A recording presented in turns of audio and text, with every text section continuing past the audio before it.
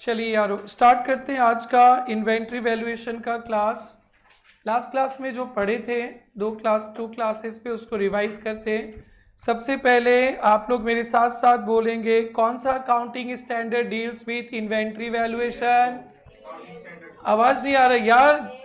AS2 या AS2 exam के लिए इंपॉर्टेंट है और AS2 इन्वेंट्री वैल्यूएशन को डील करता है, कभी नहीं भूलना। इन्वेंट्री में क्या क्या आइटम्स आते हैं बच्चा लोग?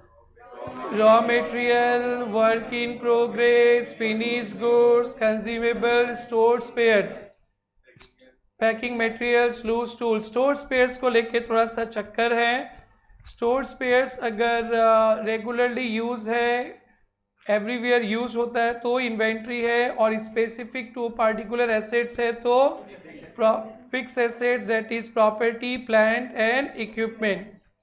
फिर इसके बाद अपने पढ़े थे अगर क्लोजिंग स्टॉक का वैल्यू में कुछ गड़बड़ हो जाता है, that is closing stock is under valued, तो क्या होगा? क्या बताया गया था?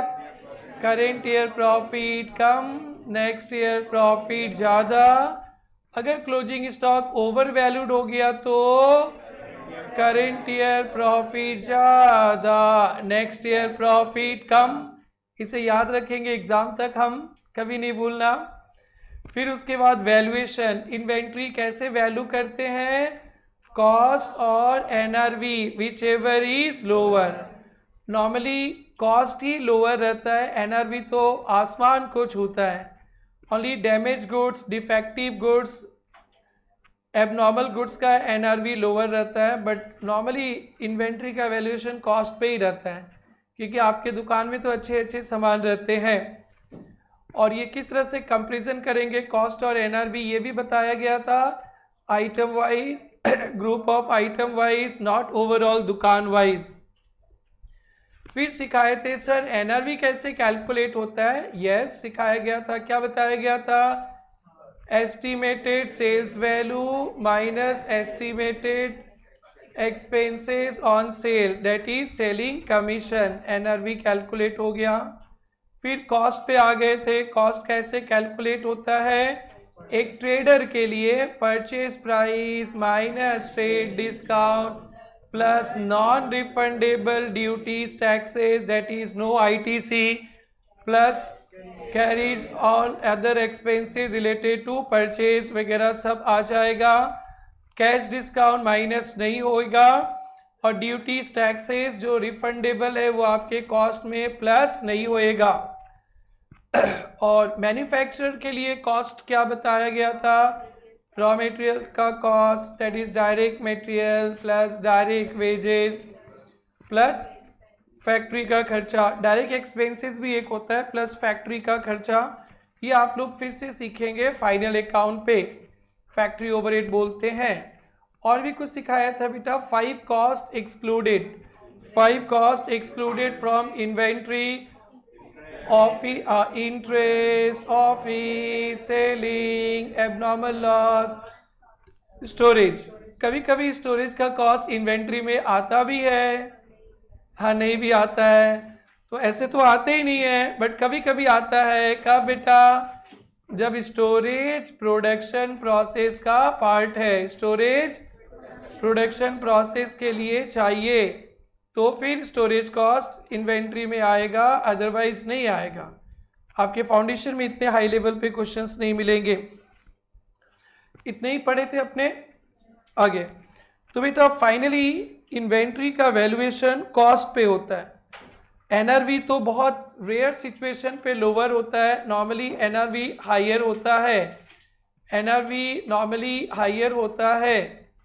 ठीक है बेटा, NRV नॉर्मली हायर होता है। कॉस्ट ही क्या होता है बेटा? लोअर। कॉस्ट ही क्या होता है बेटा? लोअर। तो आप ध्यान पे रखना, inventory is normally valued at cost, cost पे ही होता है कॉस्ट। अब कॉस्ट को लेकर थोड़ा सा प्रॉब्लम है, उस पर डिस्कशन करेंगे, जिसे कहते हैं कॉस्ट फॉर्मूला। ओके, हाँ आ गया। यार थोड़ा सा ना नाराज है प्रोजेक्टर, कभी चला जाता है कभी आ जाता है। आगे चलो पढ़ाई करते हैं। कॉस्ट फॉर्मूला पढ़ेंगे। नोट नंबर कितना है बेटा? नोट नंबर 8 लिखेंगे, cost formula.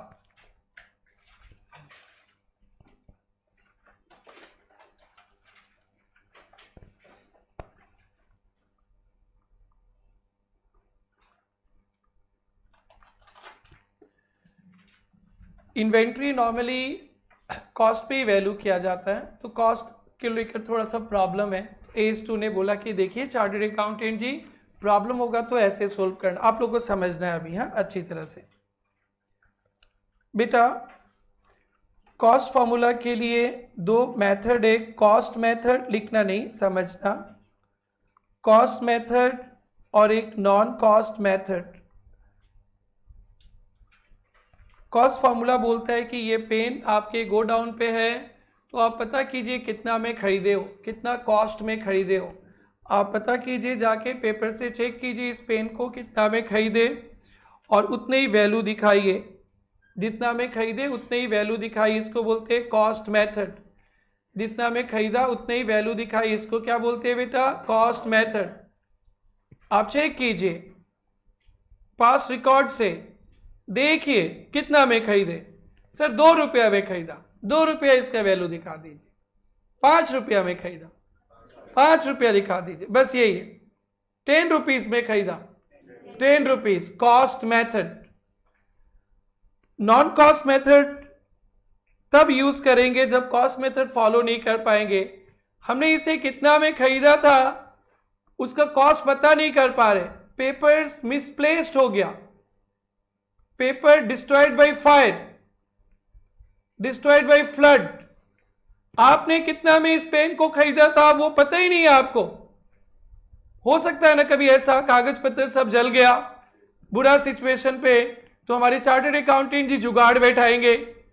Non cost method, या कॉस्ट नहीं देखेंगे, कुछ जुगाड़ बैठाएंगे, उसको बोलते हैं नॉन कॉस्ट मेथड। क्या बेटा? नॉन कॉस्ट मेथड बेस्ट है। आपने इसे जितना में खरीदा था आप जाकर पता कीजिए, बिल से मिलाइए और वही प्राइस दिखा दीजिए। This is called cost method. नहीं सर पेपर मिसप्लेस्ड, कॉस्ट का इंफॉर्मेशन नहीं मिल रहा है, बहुत ढूंढा मिला ही नहीं, तो क्या इसका वैल्यू 0 दिखाएंगे? ना दिखाना है, दिखाना है, तो हम लोग जुगाड़ बैठाएंगे नॉन कॉस्ट मेथड पे। ये हमारे चार्टर्ड अकाउंटेंट के जिंदगी में नॉन कॉस्ट मेथड बहुत रेयरली मिलता है, बहुत रेयरली।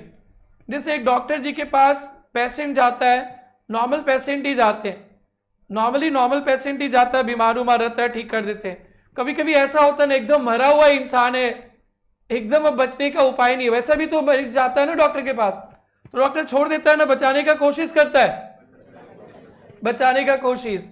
तो यहां भी बेटा हमारे चार्टर्ड अकाउंटेंट्स को ये इसका वैल्यू चाहिए, कॉस्ट ही पता नहीं चल रहा है, तो कोशिश करेंगे जहां तहां से जुगाड़ बैठाने का। कॉस्ट तो देखेंगे ही नहीं, इसको बोलते हैं non cost method. So inventory normally valued at cost. Cost और एनआरवी बहुत रेयरली होता है जब आपके दुकान में थोड़ा बहुत खराब सामान है, तो अपने दिमाग में सेट रखना इन्वेंट्री नॉर्मली किस पे होता है? कॉस्ट पे, और कैजुअली कभी ओकेजनली हो सकता है एनआरवी पे, बट नॉर्मली कॉस्ट पे, कॉस्ट पे। तो कॉस्ट देखेंगे हम लोग, कॉस्ट देखेंगे। कॉस्ट के अंदर भी 2 तरीका है, specific identification method, specific identification method, ये फर्स्ट मेथड हो गया। स्पेसिफिक आइडेंटिफिकेशन मेथड मतलब इसे आपने कितना में खरीदा, बिल से मिलाइए 5 रुपीज में, तो 5 रुपीज को ही बोलते हैं specific identification method, specific identification method. तो यानी आप बिल से जाकर पता कीजिए कि स्पेसिफिकली इसे कितना में खरीदा है, तो आप वही उसी हिसाब से कॉस्ट दिखा दीजिए। जैसे हम लोग लास्ट क्लास में दिखाए थे ना, 10 rupees, 20 rupees, what ever, that is called specific identification method. आप बिल से चेक कीजिए, इसको कितना में खरीदे उतना ही दिखाना है। बट कभी कभी स्पेसिफिक आइडेंटिफिकेशन मेथड पॉसिबल नहीं होता है। आप लोग हाइलाइटर लाए हो, दिखाना तो बेटा, आप दिखाओ, आप भी दिखाओ अपना हाइलाइटर। ओके, और कोई लाया है? ठीक है, कितना हाइलाइटर है क्लास में? ओके, तुम तो बहुत लेके आती हो, पूरा समाज के लिए लाती हो क्या? ओके, थर्ड बेंच दोनों हाइलाइटर लेके आओ, फर्स्ट और सेकंड गुड़िया दोनों हाइलाइटर लेके आओ। अपना अपना हाइलाइटर पहचान लो कौन कौन है। एक ही कलर लग रहा है ना? नहीं वो नहीं चाहिए, ऐसा कलर वाला लाओ। हाँ वही लेके आओ, दोनों लेकर आओ, दोनों लेकर आओ। मेरे पास कोई एक बच्चा लेके आ जाओ ना, दोनों। पहचान लिया अपना कौन सा है? आगे बेटा, इसका तो मेरे को तो एक ही कलर वगैरह लग रहा है। हाँ, आप लोग को दूर से क्या लग रहा है? सेम ही लग रहा है। तो देखो, स्पेसिफिक आइडेंटिफिकेशन मेथड कभी कभी पॉसिबल नहीं भी होता है। ये मेरा स्टॉक है, कितना में खरीदे हो? 20 रुपीज, चलो 20, मेक इट 20। मेरा दुकान है, मैं इसे 20 में खरीदा, और कुछ दिन बाद रेट चेंज होता है, इसे भी खरीदा 21 पे। मैंने बहुत सारा ऐसा हाइलाइटर खरीदा, 20 पे, 21 पे खरीदा, और अपने गोडाउन पे रख दिया। अब फिर एक को बेच दिया, ये बेच दिया, चला गया। अब ये बच गया। अब इसे पहचानो कितना में खरीदा था? 20 में ना 21 पे, पता नहीं चलेगा ना? न चलेगा। ऐसा बहुत सारा रहेगा तो पता चलेगा क्या? नहीं। ये लोग तो बोले सर दिख रहा है, पता चल रहा है। सोच लो बहुत है बेटा, तो फिर कैसे पता चलेगा? ऐसे ही अगर मेरे पास 10 रहेगा तो पता नहीं चलेगा ना? तो मैंने ये दोनों एक ही है, दोनों एक ही है, दोनों एक ही है, दोनों एक ही है। किसी को 20 में खरीदा, किसी को 21 में खरीदा, रेट चेंज होता है। अब इसमें से एक को बेच दिया, एक बच गया। कौन सा माल है सर? 20 रुपया वाला, 20 वाला, ना 21 वाला, पता नहीं चलता। तब स्पेसिफिक आइडेंटिफिकेशन मेथड फेल हो गया, काम नहीं करेगा। तब आप चार्टर्ड अकाउंटेंट कुछ दूसरा मेथड लगाएंगे। जब सारा सामान कोई आप 20 में खरीदते, एक बेच दिया, एक बच गया, तो इसका भी कॉस्ट कितना है? 20। पर एक ही टाइप का सामान आपके दुकान में रोज रोज आते रहता है और अलग अलग रेट पे आता है, फिर रोज बेचते रहते हो, फिर साल के लास्ट में बच गया। पहचान कौन कितने का है? पहचानने सकेंगे? नहीं। जब पहचानने नहीं सकेंगे तब दूसरा मेथड लगाएंगे, first in first out. First in first out सिखाएंगे, बहुत इंटरेस्टिंग है। First in first out method लगा लीजिए, या वेटेड एवरेज मेथड लगा लेंगे। वेटेड एवरेज मेथड तो बेटा फर्स्ट है कॉस्ट फॉर्मूला, जिस सामान को जितना में खरीदा वही स्टॉक में दिखाएंगे। This is called specific identification method. नहीं सर, एक ही टाइप का सामान अलग अलग बार अलग अलग रेट में खरीदते, पता ही नहीं चलता कौन सा माल बचा, पहचान कौन? पहचानने नहीं सका, तो हम लोग फर्स्ट इन फर्स्ट आउट या वेटेड एवरेज मेथड पे जाएंगे। नहीं सर, कॉस्ट का हिसाब किताब सब मिसप्लेस्ड, हमारे पास ये जो सामान खरीदा है ना, इसका कॉस्ट किसी कारणवश से पता नहीं चलता है। तब हम लोग जुगाड़ बैठाएंगे, नॉन कॉस्ट मेथड। कौन सा मेथड? Non cost method. इसमें दो तरीका है, एक स्टैंडर्ड कॉस्ट मेथड, सब सिखाऊंगा मैं 2 दिन में, स्टैंडर्ड कॉस्ट मेथड, और एक retail price method. Retail price method, retail price method, retail price method. तो बेसिकली 4 कॉस्ट फॉर्मूला है, 4 कॉस्ट फॉर्मूला है, आपको इसको रटना है। मेरे साथ साथ बोलेंगे, 4 कॉस्ट फॉर्मूला का नाम स्पेसिफिक आइडेंटिफिकेशन मेथड। अगर ये पॉसिबल नहीं है, फर्स्ट इन फर्स्ट आउट या वेटेड एवरेज मेथड। अगर ये भी पॉसिबल नहीं है, स्टैंडर्ड कॉस्ट मेथड। अगर ये भी पॉसिबल नहीं है, रिटेल प्राइस मेथड। जैसे तैसे कर लेंगे रिटेल प्राइस मेथड। और कोई मत पूछना सर ये भी पॉसिबल नहीं है, ये नहीं पूछना, वो जैसे तैसे हम लोग रिटेल प्राइस मेथड से कर लेंगे। ये सब के सब टॉपिक आपके लिए नया है, तो फिर से बोलेंगे what is the cost formula, specific identification, जितना मैं खरीदा उतने ही। सर पहचान नहीं सका, एक ही टाइप के सामान रोज खरीदते अलग अलग दाम पे, पहचान कौन पहचानने नहीं सका? फर्स्ट इन फर्स्ट आउट या वेटेड एवरेज मेथड। नहीं सर, कॉस्ट फ्लड इन असम में पानी में बह गया, आग दाग दी फायर, आग में जल गया, कॉस्ट पता नहीं है, तो फिर स्टैंडर्ड कॉस्ट मेथड। अरे रुको भाई, वो भी पता नहीं है तो रिटेल प्राइस मेथड। ऐसे नहीं झपक लेंगे रिटेल प्राइस पे। You are a chartered accountant, you will go with the best option. The best option is specific identification. ये एकदम एग्जैक्ट है। पॉसिबल नहीं है तो फीफो वेटेड, पॉसिबल नहीं है तो स्टैंडर्ड कॉस्ट, पॉसिबल नहीं है तो रिटेल। और कोई पूछना नहीं? फर्स्ट इन फर्स्ट आउट मैं भी बताऊंगा। तो ये कॉस्ट फॉर्मूला एग्जाम में, इसमें क्वेश्चंस कैसे कैसे मिल सकते हैं, ऐसे पूछा जा सकता है what are cost method. What are cost method, क्या क्या कॉस्ट मेथड है? स्पेसिफिक आइडेंटिफिकेशन या फर्स्ट इन फर्स्ट आउट या वेटेड एवरेज मेथड।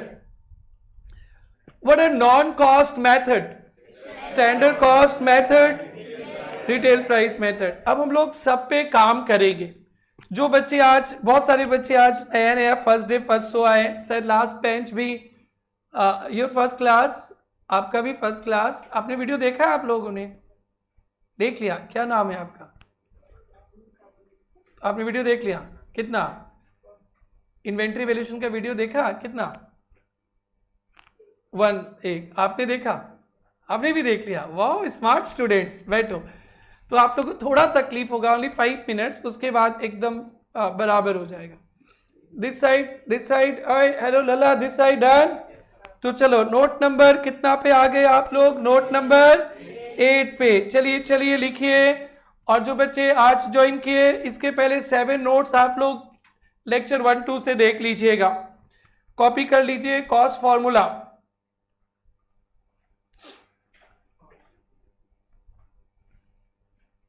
मेरा हैंडराइटिंग थोड़ा सा एडजस्ट करते चलना, बहुत गंदा है, बहुत ज्यादा ही।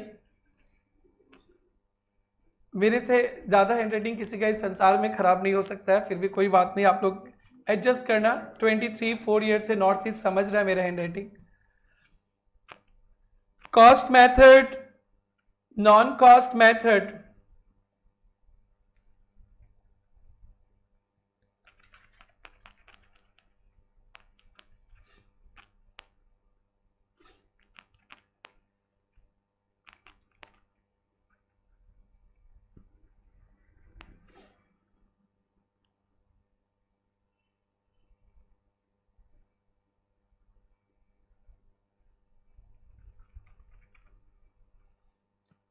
कॉस्ट मेथड पे स्पेसिफिक आइडेंटिफिकेशन मेथड, पॉइंट 2 पे फर्स्ट इन फर्स्ट आउट या weighted average method. Non cost method पे standard cost method, retail price method.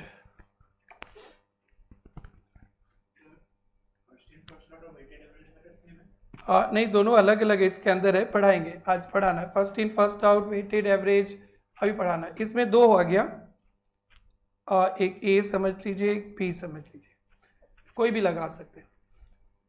आइए अभी सभी मेथड पे हम लोग डिस्कस करेंगे। आगे बढ़े बेटा। ट्रू फॉल्स 2 मार्क्स के लिए आता है, इस पे क्वेश्चंस आ सकते हैं।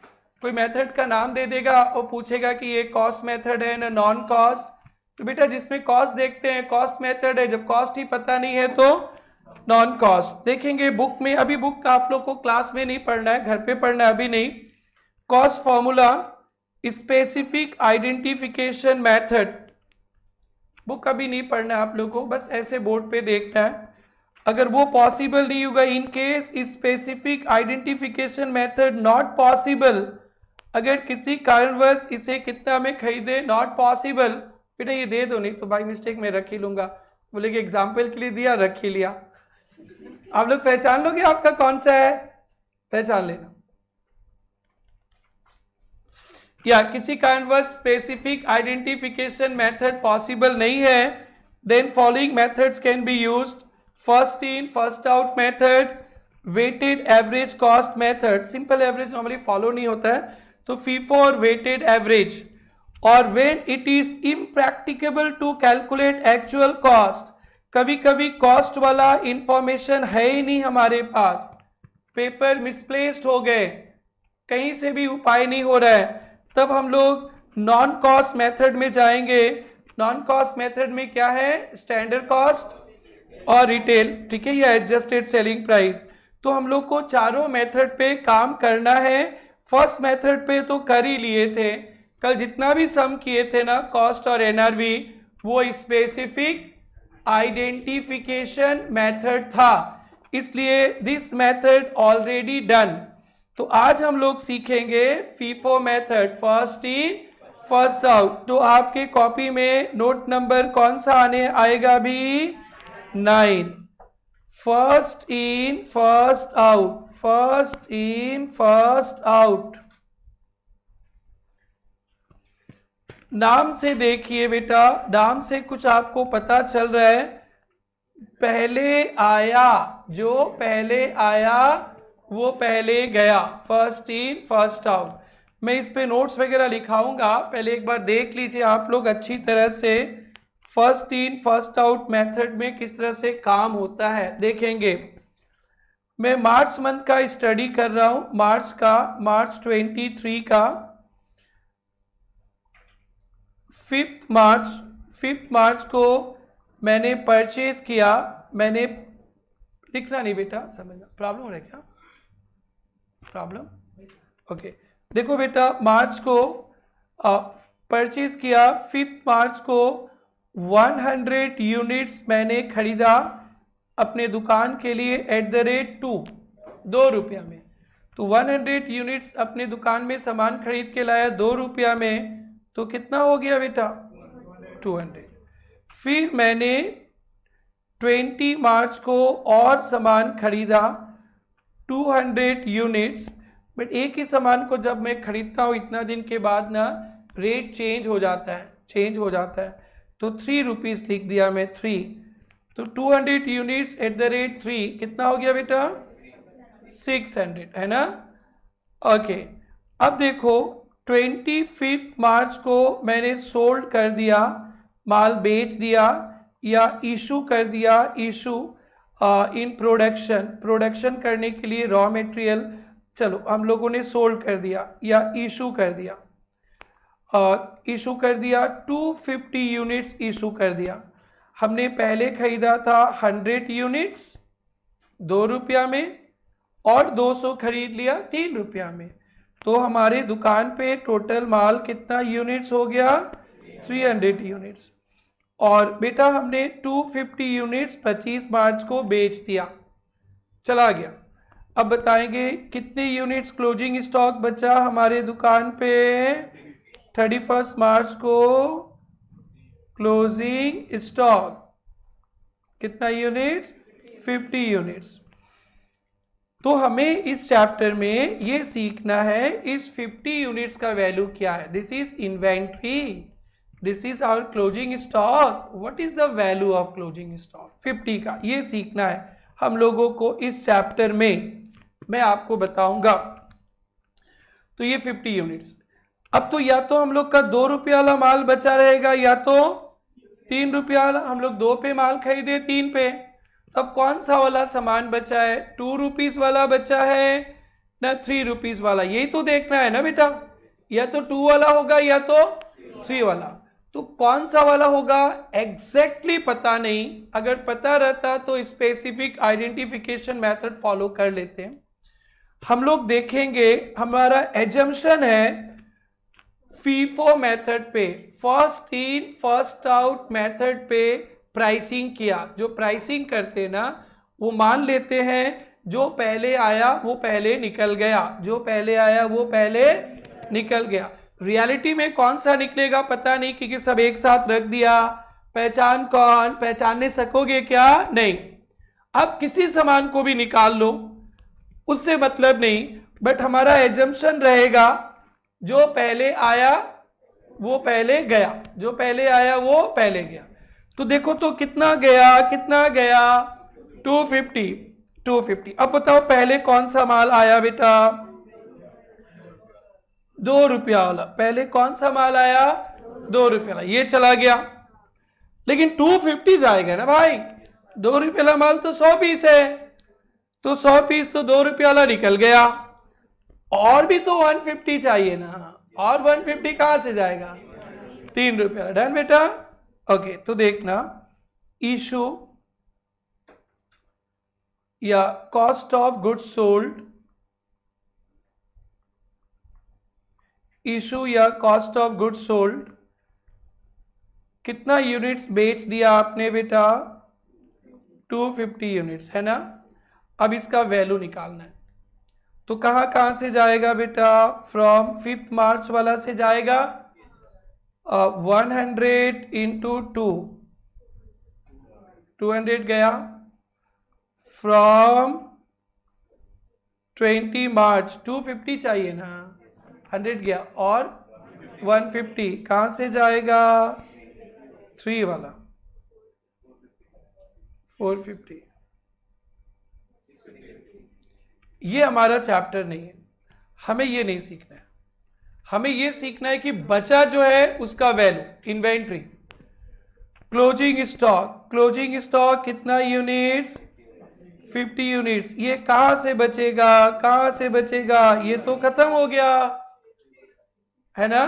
क्लोजिंग स्टॉक कहां से बचेगा, फ्रॉम 20 मार्च वाला से बचेगा, बचेगा ना।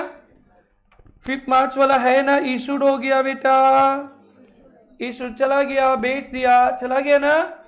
तो कहां से माल बचेगा, ये 50 यूनिट्स 20 मार्च का परचेज से, कितना units, 50 into 3 rupees 150, 50 into 3 150। So value of closing stock will be 150। यही आपको कैलकुलेट करना है बेटा। कोई प्रॉब्लम हो रहा है क्या, ये डन। तो फीफो मेथड में 2 लाइन का नोट्स याद रखना पड़ेगा। जो हम लोग इशू करेंगे, इशू करेंगे जो पहले आएगा पहले जाएगा, कौन बच जाएगा, बाद वाला बच जाएगा। डन।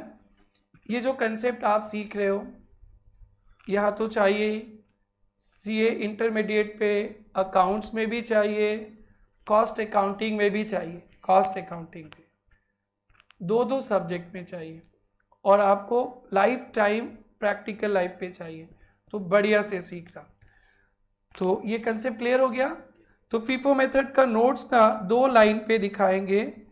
जो इशू करेंगे, जो सेल करेंगे, ओल्ड रेट वाला, कौन सा रेट वाला, ओल्ड रेट वाला, ठीक है बेटा, कौन सा रेट वाला, ओल्ड रेट, सबसे ओल्ड वाला। तो क्लोजिंग स्टॉक में कौन सा माल बच जाएगा, न्यू रेट वाला। न्यू वाला मत बोलना। ये जो हम लोगों ने 250 इशू किया ना, उठा के देते गया सामान, कौन सा सामान गया वो पता ही नहीं। अगर पता ही रहता तो स्पेसिफिक आइडेंटिफिकेशन कर लेते।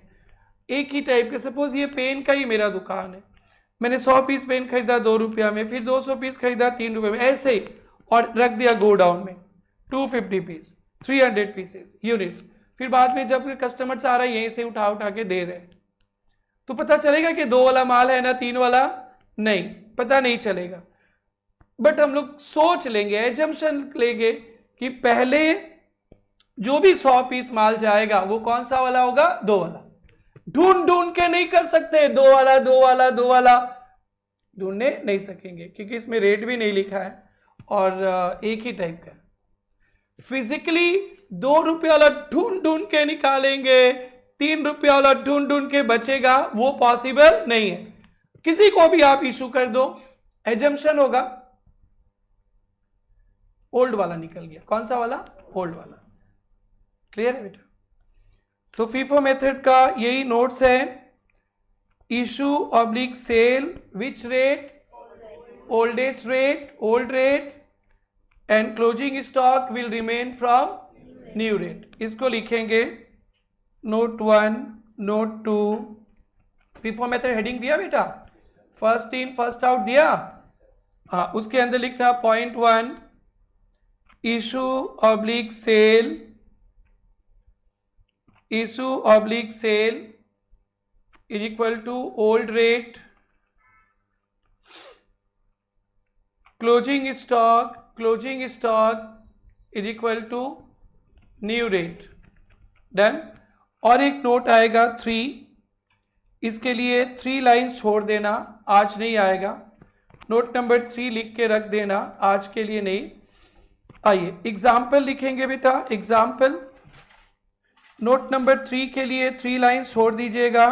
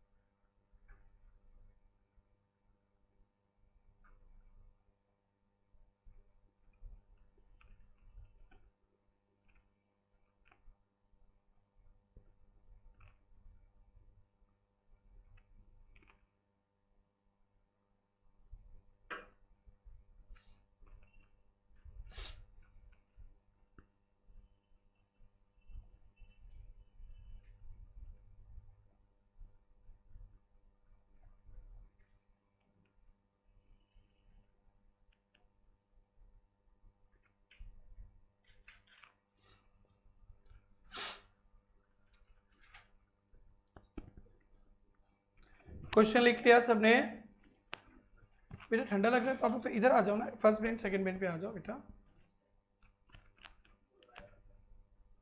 ओके ये लिख लिया क्या?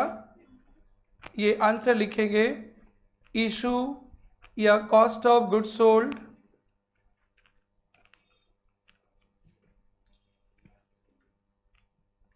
ये आंसर है बेटा, इशू या cost of goods sold.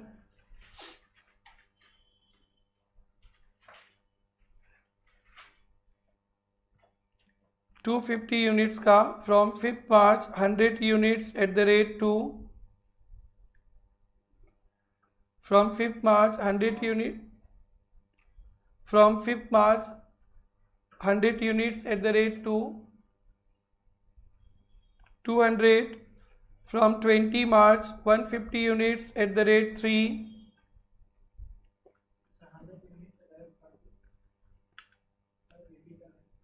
you just copy this one, copy it,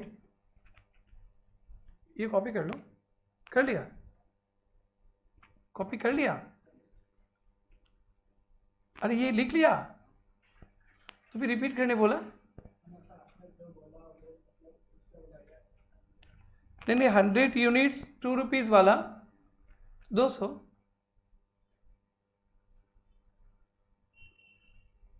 सबका हो गया, हो गया। चलिए मैं ऐसे एक एग्जाम्पल देता हूं, अभी आपको करना है इसी फॉर्मेट पे। ये हो गया सबका?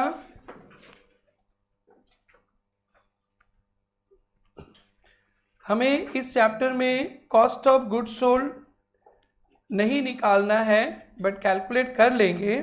हमें इस चैप्टर में ओनली क्लोजिंग स्टॉक कैलकुलेट करना है, क्योंकि चैप्टर का नाम ही वैल्यूएशन ऑफ इन्वेंट्री, जितना माल बच गया उसका वैल्यू बता देना है। बैलेंस शीट में लिखेंगे, ट्रेडिंग अकाउंट पे लिखेंगे।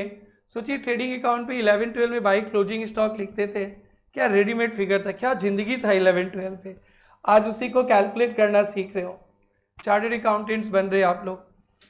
तो चलिए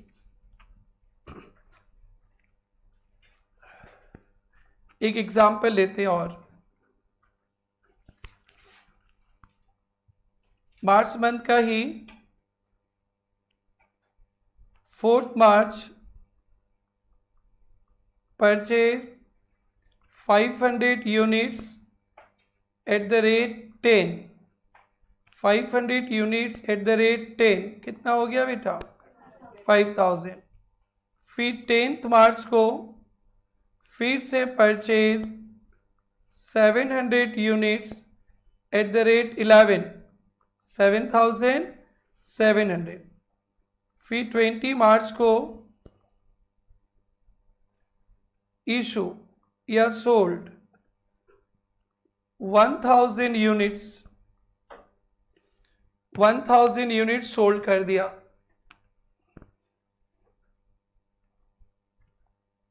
तो बताइए क्या आएगा बेटा,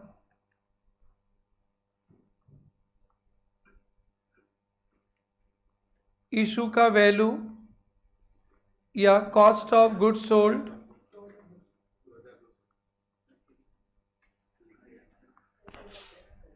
यस कितना यूनिट्स बेच दिया, कितना यूनिट्स बेच दिया बेटा 1000 यूनिट्स बेच दिया। कोई बता सकता है क्लोजिंग स्टॉक कितना यूनिट्स है आपके दुकान पे 200। Very very good 200 units.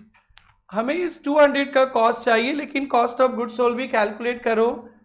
कोई बता सकता है कॉस्ट ऑफ गुड्स सोल्ड का क्या वैल्यू होएगा, कॉस्ट ऑफ गुड्स सोल्ड कितना बेचा है, कितना बेचा है, कितना बेचा है 1000 यूनिट्स। कहां से जाएगा 1000 यूनिट्स, कहां से जाएगा 1000 units, first in first out. कहां से जाएगा, पहले कौन आया था, पहले कौन सा रेट वाला माल आया था 10 ना 11, 10 आया था क्या, पहले कौन सा रेट वाला माल खरीदा था आप लोग 10, तो इशू भी 10।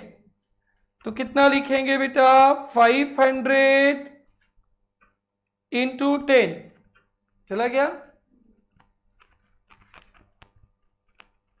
ये कितना हो गया 500 इंटू 10।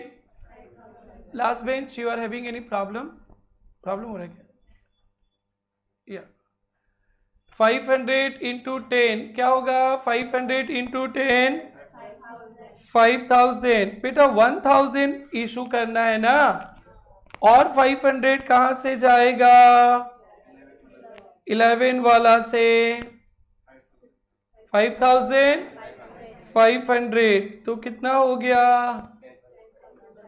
10,500। अब main calculation value of closing stock, value of closing stock कहां से बचेगा, नया से पुराना से, क्लोजिंग स्टॉक कहां से बचेगा, नया से,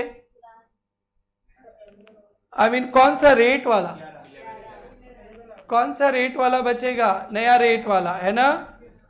अभी हम लोग कंसेप्ट में लिखे थे ना बेटा, क्लोजिंग स्टॉक कौन सा रेट से, new rate. Which one is new rate 11, तो क्या होगा 200 इंटू 11 2200 डन। 2200 तो भाई लोग आंसर पहले ही बता दिया था उस्ताद लोग, done. This is value of closing stock, clear, समझ में आ रहा है। आगे हम लोग इसके लिए बेटा लिखा नहीं क्या, आगे बढ़े। लास्ट बेंच हो रहा है आप लोग का धीरे धीरे। ओके फर्स्ट बेंच हम लोग ना इसके लिए स्टोर लेजर भी बनाते हैं, आगे चलकर दिखाएंगे आप लोग को स्टोर लेजर। ध्यान से देखिए कौन सा मेथड सीख रहे हैं हम लोग बेटा, फीफो मेथड। अच्छी तरह से देखना, स्टोर लेजर फीफो मेथड।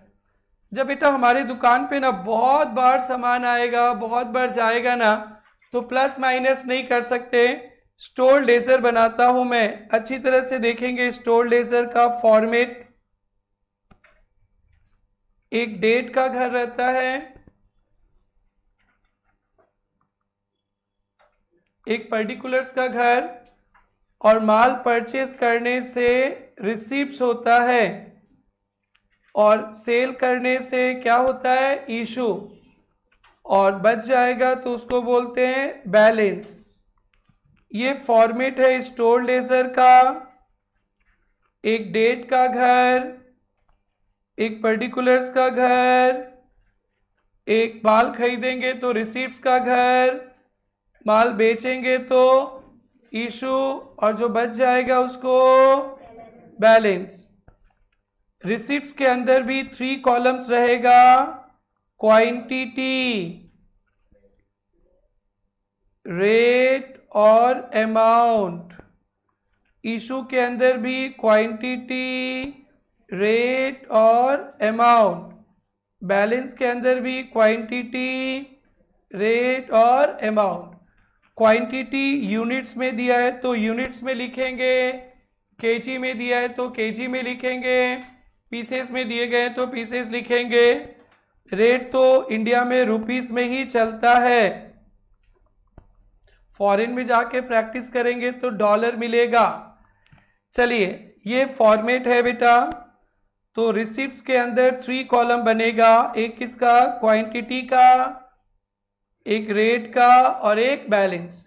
फिर इशू के अंदर भी 3 कॉलम, क्वांटिटी, रेट, अमाउंट, और यहाँ भी क्वांटिटी, रेट, अमाउंट। चलिए देखिए, तो आप अभी जो मैं एग्जाम्पल दिया बताइए तो उसका ट्रांजैक्शन का डेट क्या है, या डेट के घर में लिखेंगे 4 मार्च। 4 मार्च को क्या किया आपने, परचेज करने से माल आता है, रिसिप्ट बोलिए 500, 10, 5000। 4 मार्च को इशू नहीं किया, बैलेंस कितना, 500, 10, 5000। ये हो गया 4 मार्च का कहानी खत्म। नेक्स्ट बोलिए, नेक्स्ट बोलिए। 10 मार्च को फिर क्या किए, क्या किए, परचेज करने से रिसीट होता है 700, 11, 7700। इशू नहीं किया। आपके गोडाउन पे 2 रेट वाला माल रहेगा। पुराना माल 510, 5000, this is old one. New one 700, 11, 7700। 10th मार्च भी खत्म। Next please. 20 मार्च को सेल किया, सेल करने से क्या होता है, इशू, स्टॉक चला जाएगा।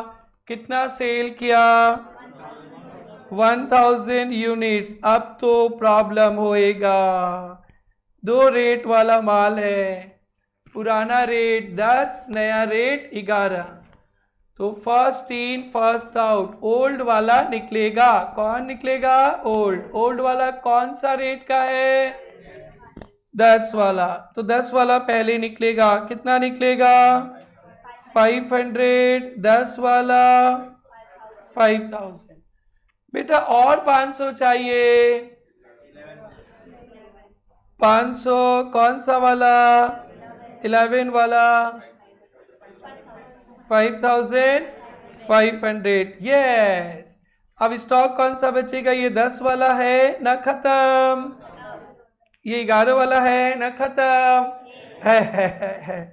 कितना है, 200, 11, 2200।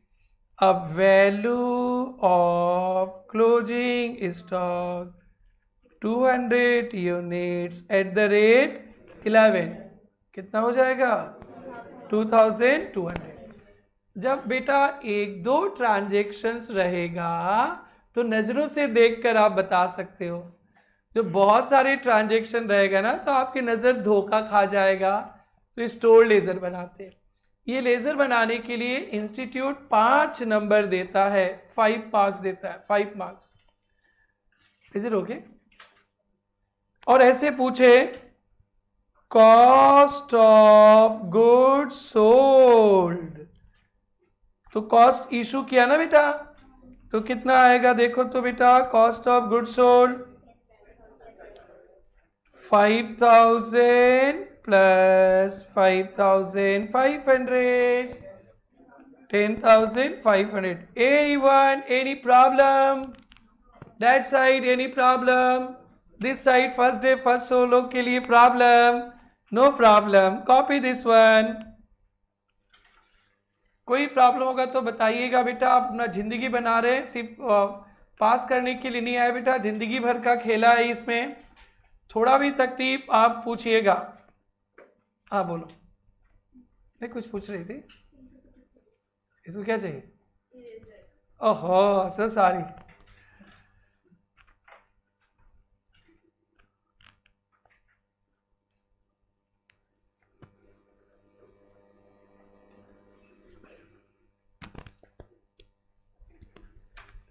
आज भाई लोग कुछ एब्सेंट है क्या?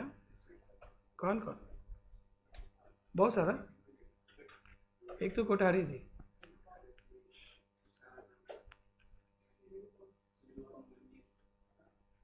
बहुत सारा है क्या?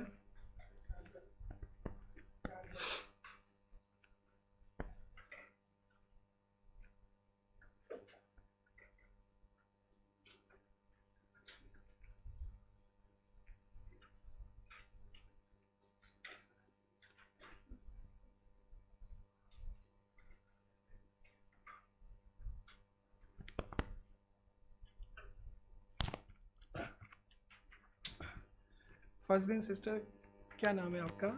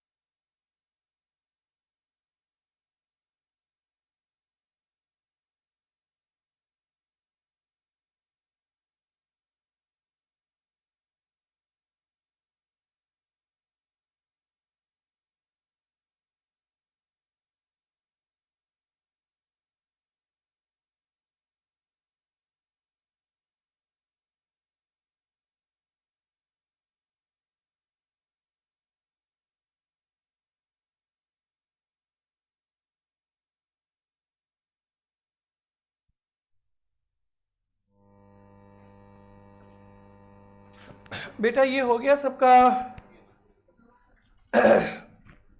नहीं हुआ? करो करो करो, आराम से लिखो। एक सम और करा देते, बड़ा सम, थोड़ा जल्दी लिख लो भाई लोग। कुछ समझ में नहीं आया ना तो बार बार पूछना, 1000 बार पूछना, शर्माना नहीं, डरना नहीं। नॉर्मली तो समझ में आ ही जाएगा क्योंकि मैं एक ही काम 22-23 साल से करते आ रहा हूँ, ऑलमोस्ट 23rd ईयर से, तो बहुत बोलता भी हूँ और मेरे को पता है स्टूडेंट को प्रॉब्लम कहाँ पे होता है। उसके बाद भी कोई प्रॉब्लम आएगा तो भी पूछ सकते हो आप लोग।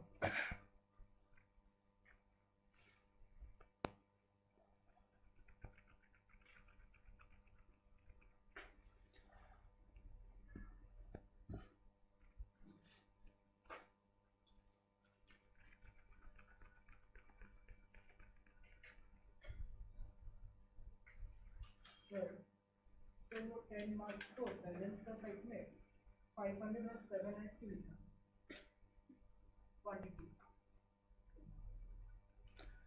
10 मार्च के दिन पुराना माल तो 500 था ही और नया माल भी तो आ गया ना, 700 खरीदा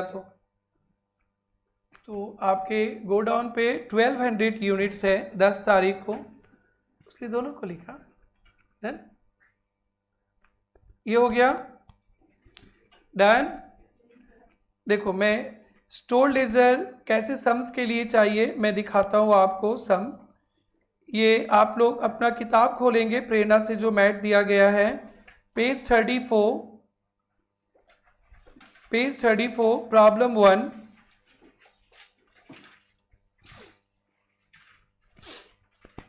मिला आपको? The following are the details of spare parts of Saloni mills. Spare parts को लेकर कुछ बातें बताई थी, आपको पता है ना, स्पेयर पार्ट जो जहाँ तहाँ यहाँ वहाँ सारे जहाँ यूज होता है तो इन्वेंट्री है, यहाँ पे इन्वेंट्री है। 1 जनवरी 2016 को ओपनिंग स्टॉक नील, कोई बात नहीं है। 1 जनवरी 2016 को परचेज किया 100 यूनिट्स 20 रुपया वाला। फिर 15 जनवरी को इशू किया 50 यूनिट्स। फिर 1 फेब को परचेज किया 200 यूनिट्स 30 वाला। फिर 15 फेब को इशू किया, फिर 20 फेब को इशू किया। What is the value of closing stock? Value of inventory on 31 मार्च 16। इसको आप अपने नज़रों से कैलकुलेट नहीं कर सकते हो, इसलिए आपको स्टोर लेजर बनाना पड़ेगा। कौन सा मेथड बेटा? First in first out. हम लोग फर्स्ट इन फर्स्ट आउट सीख रहे हैं, वो मेथड। हम लोग वेटेड एवरेज सीखेंगे, वो मेथड। एक लास्ट इन फर्स्ट आउट भी है जो मेथड अलाउड नहीं है बट सीखना है। हम लोग फीफो के बाद लीफो सीखेंगे, लास्ट इन फर्स्ट आउट। फिर वेटेड एवरेज भी सीखेंगे, फिर सिंपल एवरेज। 4 मेथड सीखेंगे बट आपको AS2 2 मेथड परमिट करता है, फीफो और वेटेड एवरेज। हम लोग आगे बात करेंगे। तो मैं एक स्टोर लेजर बना रहा हूं, आप लोग मेरे को हेल्प करना।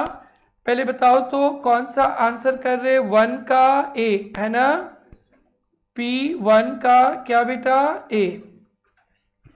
मैं एक स्टोर लेजर बनाऊंगा, store laser which method? First in first out. क्या नाम है बिजनेस का जिसके लिए काम कर रहे हैं? सलोनी मिल्स। देखो मैं बना रहा हूं, आप लोग देखो और फिर कॉपी कर लेना। क्या फॉर्मेट में था? डेट, पर्टिकुलर्स, रिसीप्ट्स, इशू और बैलेंस। प्रॉपर फॉर्मेट बनाना जैसे मैंने सिखाया था। रिसीप्ट के अंदर 3 कॉलम्स क्या क्या होगा बच्चा लोग? Quantity, rate, amount. इशू के अंदर भी क्वांटिटी, रेट, अमाउंट। बैलेंस के अंदर भी क्वांटिटी, रेट, अमाउंट। और यूनिट्स में है ना बेटा, देखो तो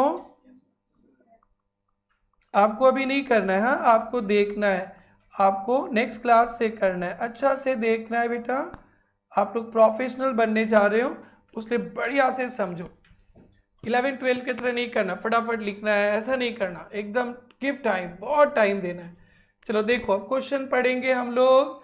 क्या है बेटा, 1 जनवरी 2016 ओपनिंग स्टॉक तो नहीं है, छोड़ दीजिए। नेक्स्ट बोलिए। 1 जनवरी 16 को क्या किया, परचेज करने से रिसीव्ड होता है 122,000। बैलेंस कितना बचेगा, 122,000।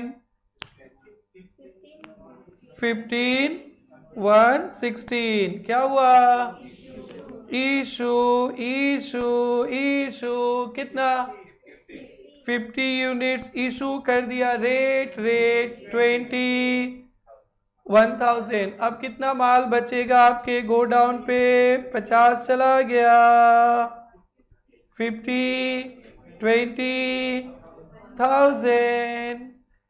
Next next next. 1 Feb 16 क्या हुआ, परचेज करने से रिसीव्ड होता है 236,000। एंड भाई आपके दुकान में पहले से जो माल था वो तो रहेगा ही, वो 50,20,1,000 और माल आ गया। उस भाई को बता रहे और आ गया कितना, 236,000। बेटा समझा क्या, डाउट था ना? हाँ okay. Next next next. 15 Feb 16 issue 100 कहाँ से भेजे, 100 दो रेट वाला माल है। अरे 15 फरवरी के दिन दो रेट वाला माल है, एक 20 वाला एक 30 वाला। पहले आओ पहले जाओ, कौन पहले आया, 20 वाला।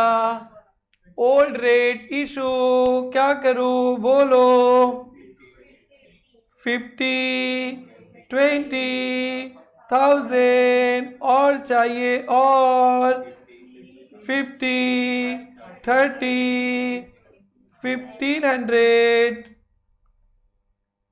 तो बेटा ये तो गया 150, 30, 40, ये 200 दिख रहा है बेटा, 200 कितना चला गया, और कितना बच गया 150। क्लियर है ना, पक्का? मैं बढ़ू आगे, यस। इसको ऐसे लिखे थे, मिटा दिए। Next transaction issue 100।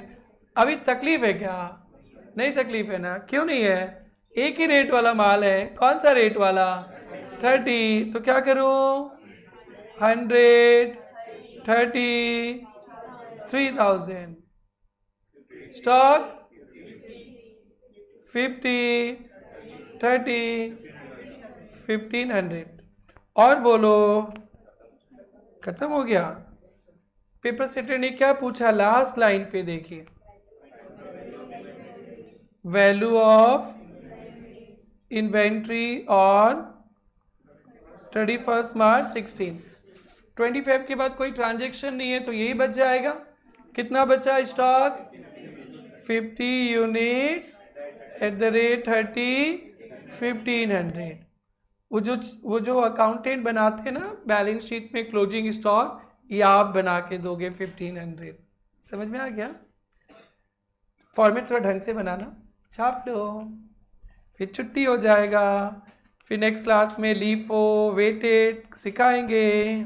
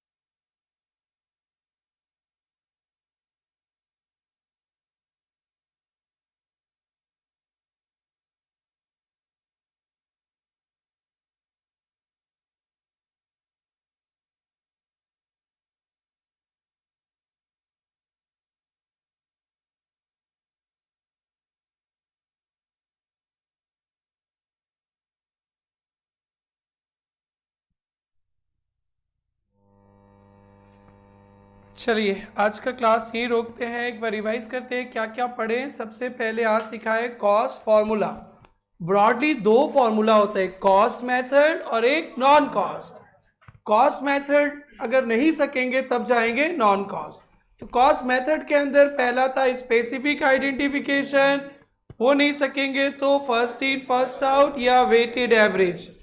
अगर वो भी नहीं सकेंगे नॉन कॉस्ट मेथड पे स्टैंडर्ड कॉस्ट या रिटेल प्राइस, सब सीखेंगे हम लोग। आज शुरू कर दिए थे FIFO method, first in first out, दो लाइन इशू करेंगे ओल्ड एज रेट वाला, तो क्लोजिंग स्टॉक बचेगा न्यू रेट।